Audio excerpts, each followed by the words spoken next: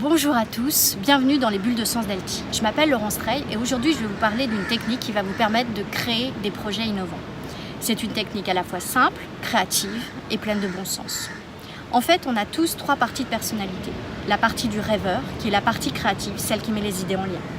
La partie en second du réalisateur, qui est la partie de l'action, celle qui va vous aider à planifier. Et enfin, la troisième partie qui est celle du critique, qui va vous permettre de limiter les risques. Ces trois parties sont très importantes quand on réfléchit à un projet.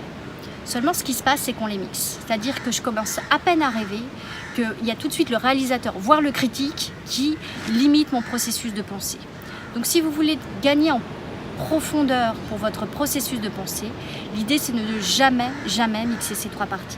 Ça veut dire quoi? Ça veut dire de s'autoriser à rêver au maximum, de s'autoriser à être vraiment créatif, à réfléchir nos limites.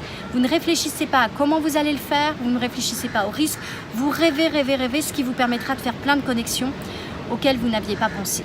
Ensuite seulement, vous amenez ça dans la partie réalisateur, qui va regarder comment est-ce qu'elle pourrait mettre les choses en place et qui va bien sûr probablement recadrer, peut-être réduire les choses. Et enfin, la partie critique qui va regarder comment limiter les risques. C'est une technique qui est très utilisée en PNL, qui s'appelle la technique de Disney et qu'on peut utiliser à la fois pour un projet personnel ou avec une équipe. Je vous encourage à l'essayer, elle est juste fantastique. À très bientôt. Au revoir.